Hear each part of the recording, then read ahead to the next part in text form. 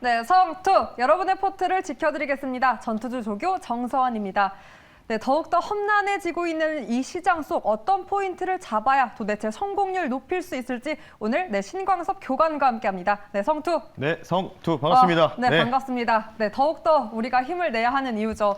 우리 시장 오늘 사실 어제 교관님 말씀대로 패닉이다 했는데 그 패닉, 오전만 하더라도 맞나 싶었는데 그래도 정말 다행인 건 이렇게 우리 방송하는 시간 동안은 힘을 내주고 있는 양시장입니다. 그래서 교관님 사실 이럴 때 저는 가장 궁금하고 투자자분들도 가장 궁금하실 게 보수적으로 접근을 해서 관망해야 되냐 아니면 이게 기회다 싶어서 조금은 적극적으로 취해야 되냐 어떻게 포인트 잡으면 좋습니까? 네, 당연히 적극적으로 매수 관점을 제시를 좀 해드리고 싶습니다. 네. 그럼 그게 오늘의 전장 상황이라고 볼 수 있는 겁니까? 네, 오늘 전장 상황 이렇게 표현해드리겠습니다. 사자 콜 말씀 한번 드려보겠습니다. 사자 콜! 네. 가장 무서운 콜입니다. 오늘 같은 시장에서는 이런 콜 외치기가 쉽지 않은데 어떤 포인트 잡으면 콜 외칠 수 있는 겁니까? 제가 지난주 목요일날, 금요일날 그 말씀을 드리면서 뭐라고 말씀드렸냐면 블랙 먼데이가 올 수도 있다. 5월 9일날 패닉 사이클이라고 또 말씀드리고 어제도 말씀을 드렸고요. 미국장이 폭락이 나왔습니다. 네. 미국장이 이제 좀 안정권으로 좀 들어갈 것 같고 관련된 부분들도 하나하나 말씀드릴 텐데 일단 첫 번째 전장 상황 포인트를 좀 잡아드리면 지금 시장은 제가 지난주부터 뭐라고 말씀드렸냐면 베어 마켓을 우리가 인정하고 넘어가야 된다. 이렇게 좀 말씀을 드렸는데 지금 우리나라 증시도 2,590 정도가 이전에 저점이었거든요. 2,588이었는데 코스피 기준으로 거기를 깨고 지금 다시 또 회복해주는 모습이 나왔는데 요 구간 자체를 뭐 금방 회복해서 좀 다행스럽긴 하지만 여기서 뭔가 이제 2,600을 넘어가지 못하고 뭔가 또 주저앉는 모습들을 계속해서 보이면 박스권 레벨 다운 장세가 또 한 번 전개된다. 이렇게 좀 보시면 좋을 것 같고요. 참 재밌었던 게 이제 코스피 지수 한번 여러분들 HTS 켜보시면은 3,300에서 3,100 여기 다운되니까 3,100에서 또 2,900 이런 식으로 3, 4개월 동안 박스권에 또 떨어져 이런 식으로 계단식 하락이 나왔거든요. 관련된 분들은 좀 보시면 좋을 것 같고 제가 자료 화면을 요청했는데 하나를 보면서 말씀드리겠습니다. 왜 우리가 베어 마켓을 인정해야 되는지 FRB 자산 추이를 좀 말씀드릴 텐데요. 요거는 이제 페드에서 발췌한 자료인데 쉽게 말씀드릴게요. 여기 이제 연간으로 좀 보시는데 2014년도부터 좌측부터 해서 2014년부터 해서 쭉 해서 현재까지인데요. 아마 여러분 아시다시피 08년도에 이제 금융 시스템이 붕괴되지 않았습니까? 이때 이제 서브프라임 모기 사태. 그러면서 이제 양적 완화를 엄청나게 했었죠. 이 기간이 거의 지금이랑 거의 비슷합니다. 거의 1년 반에서 2년 정도 유지했다가 양적 완화를 이제 감소를 시키면서 연준의 자산의 추이가 이제 꺾이죠.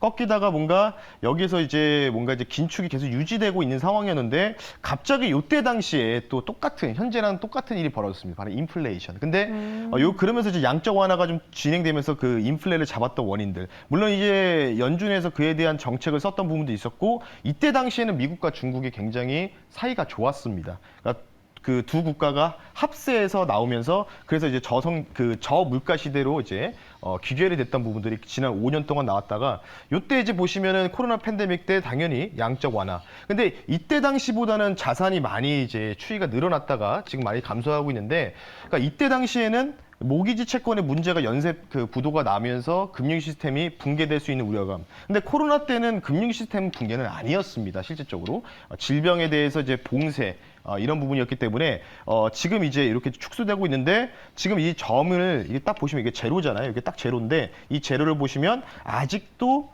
연준의 자산 축소 감소가 아직도 남아 있죠.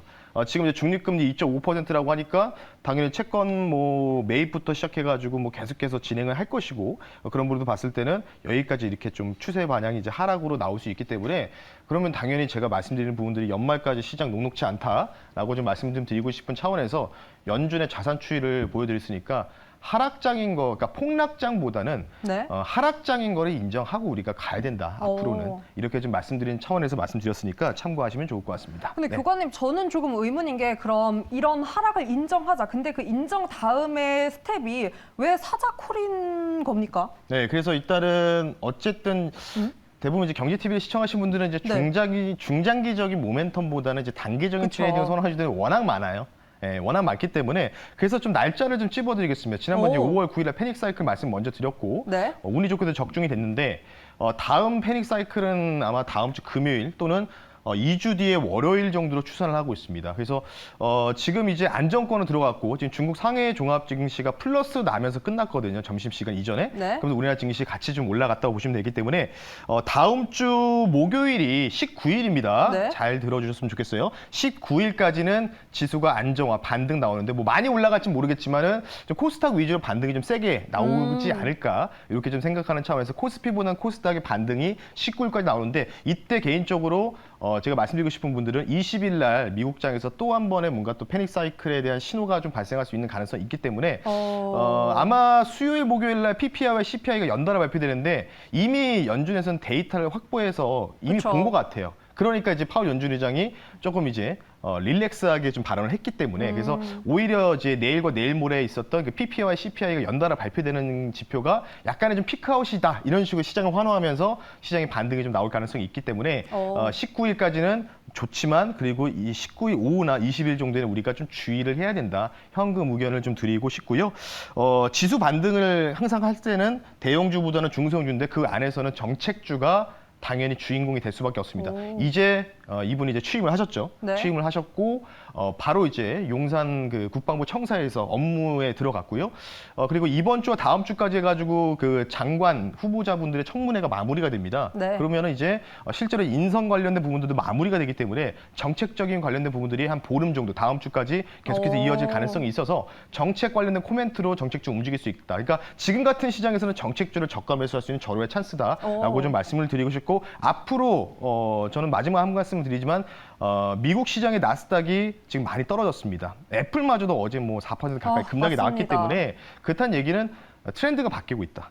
이런 부분 봤을 때 이제 4차 산업 관련주보다는 1차, 2차, 3차의 이런 제조업 중심의 산업들 위주로 아마 대세 상승이 나온다. 이렇게 좀 말씀을 드리면서 오늘 좀 자세하게 말씀드렸으니까 여러분 참고를 하시면 좋을 것 같습니다. 네, 오늘의 시장 상황에서 포인트, 힌트 되는 내용들이 많이 나왔습니다. 또 날짜 적중 맛집이지 않습니까, 교관님? 네. 지난번에 5월 2일, 7일 이렇게 짚어주셨는데 이번에는 19일 반등 구간 나올 수 있다. 뭐 현금 확보 구간으로 19일이라는 힌트까지 나왔습니다. 그리고 무엇보다 코스피보다는 이 중소형주 위주의 코스닥 움직임 좀 눈여겨보자. 그 중에서도 여전한 그 테마주 위주 플레이, 정책주. 사실 오늘은 취임식에도 불구하고 많은 영향 받지 않았습니다. 그럼 앞으로는 내일부터라도 이런 정책주의 움직임 조금 더 활발해질 거라고 볼 수 있는 겁니까? 그렇죠. 일단은 이제 장관 후보자들의 청문회가 지금 진행 중이고 아마 다음 주면 어느 정도 다 마무리가 될 겁니다. 그러면 단 인선 작업이 마무리되기 때문에 앞으로 우리가 계속해서 주목해야 될 부분이 정책주가 사실은 많이 올라갔어야 되는데 워낙 러시아 우크라이나 이슈가 너무 컸다 보니까 원자재 관련된 부분으로 인해서 그 종목들이 2배, 3배가 많이 갔단 말이죠. 그 자리를 원래 정책주가 대신해야 못했기 때문에 그러면 제가 말씀드렸을 때는 전쟁이 여러분들 길게 과연 갈 수 있을까요?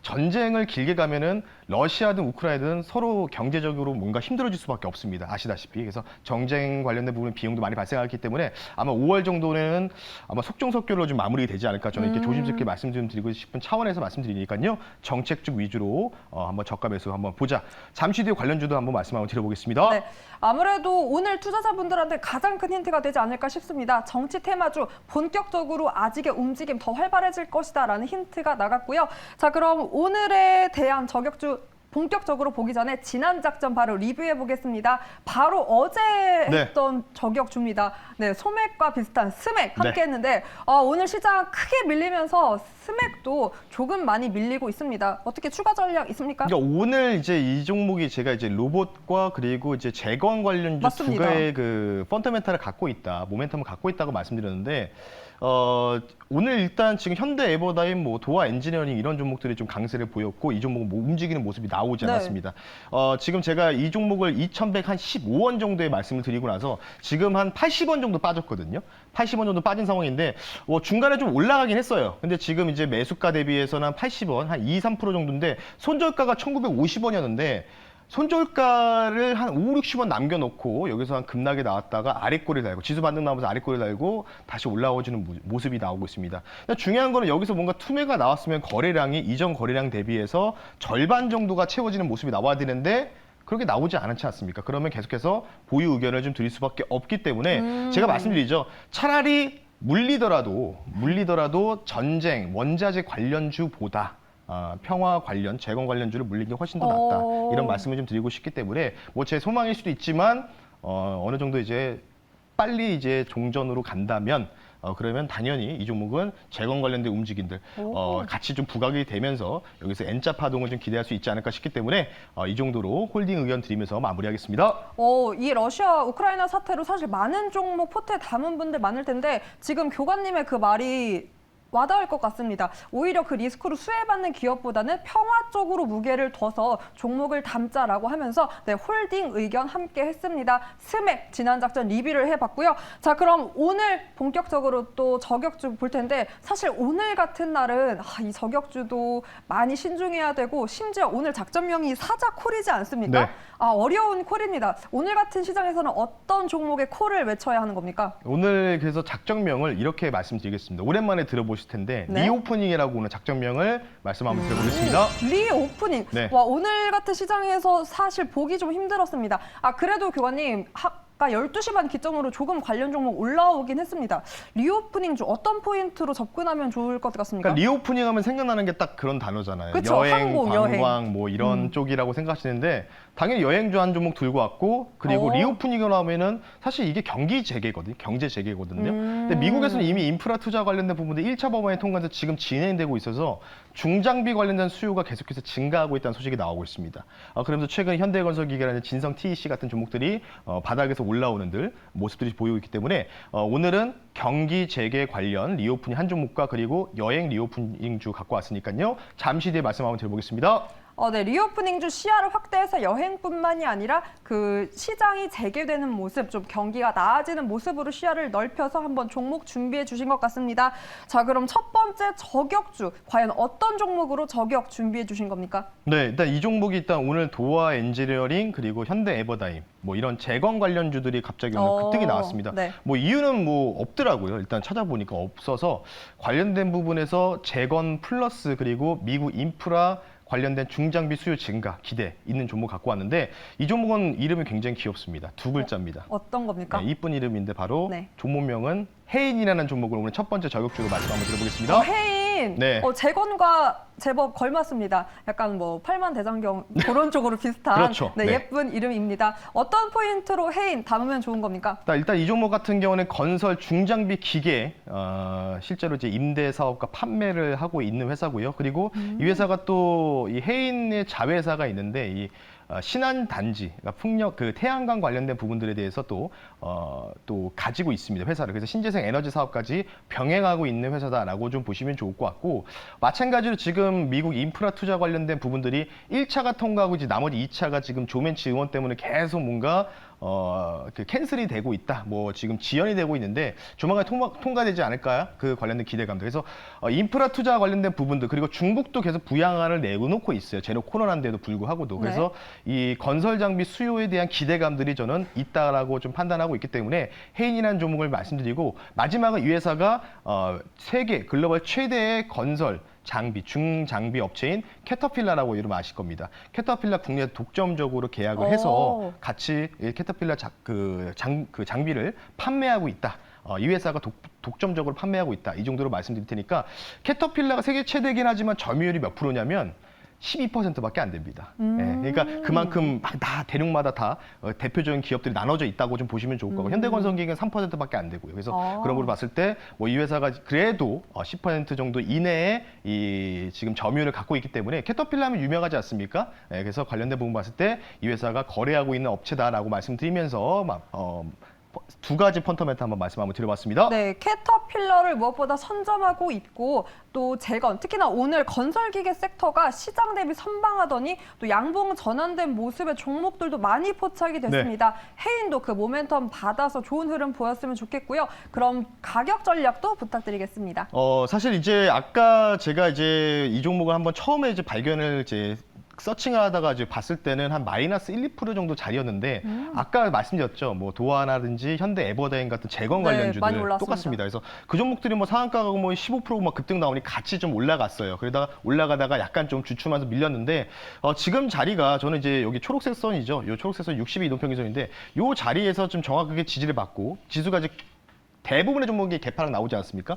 개파락에서 지지받고 나서 양봉을 만들어준다는 거는 그래도 그에 대한 기대감들이 있다고 좀 판단되고 있기 때문에 일단 이 종목 같은 경우는 1차 목표가만 먼저 말씀드릴게요. 단기적인 트레이딩 종목이다. 워낙 가벼운 종목이니까 변동성 유의하시고요.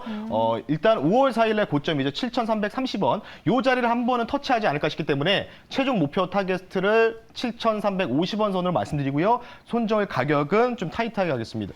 손절가 좀 올리겠습니다. 손절 가격은 6,150원 선, 6,150원 선으로 말씀드릴 테니까 오늘의 저가 라인을 깨지면 안 됩니다. 이 종가의 이 라인을 깨지면 안 되기 때문에 여기 깨지면 손절. 하지만 손절 여기가 깨지지 않으면은 이제는 전고점 5월 4일에 전고점은 터치하는지 여부를 보면서 여러분들 해인 가격 전략 참고하시면 좋을 것 같습니다. 네, 해인 손절가, 이 안전벨트 특히나 유의하셨으면 좋겠고요. 무엇보다 단기 접근인 만큼 네, 이렇게 타겟 가격 꼭 기억해 주셨으면 좋겠습니다. 이름까지 예쁜 해인 함께했고요.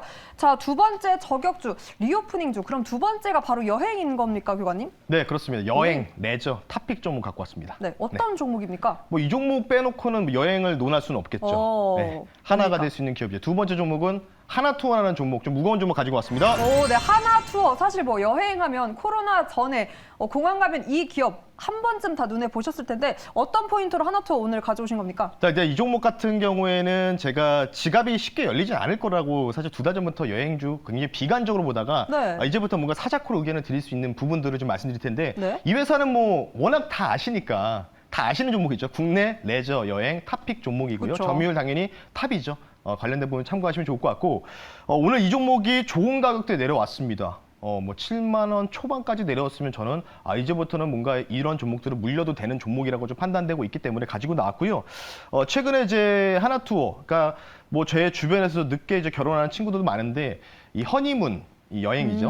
허니문 여행이 실제로 이제 코로나 때문에 많이 증가가 안 되다가 최근에 그쵸. 기존 19년도에 그 허니문 여행의 수요를 70% 넘게 회복했다는 소식이 나왔습니다. 벌써요? 지금 이제 하와이 가려면 기본적으로 3,400만 원 드는데 거기다 플러스 얼마가 더 드냐면 100만 원 정도. 한 70, 100만 원. PCR 검사까지 해야 되니까. 근데 요즘에 이제 여행사들이 그 패키지까지 같이 묶어서 할인을 아하. 하기 때문에 관련된 부분에서 하나투어가 탑이다라고 좀 보시면 좋을 것 같고 그리고 제가 말씀드리고 싶은 마지막 포인트는 이 회사를 조금 길게 보면 좋다. 왜냐하면 이 하나투어 말고도 뭐 노랑풍선의 나머지 종목들 이제 많지 있습니까? 회사들이. 네. 근데 코로나 때 하나투어만 유일하게 이 부채 비율 관련된 부분들이 그렇게 많이 늘어나지 못했었습니다.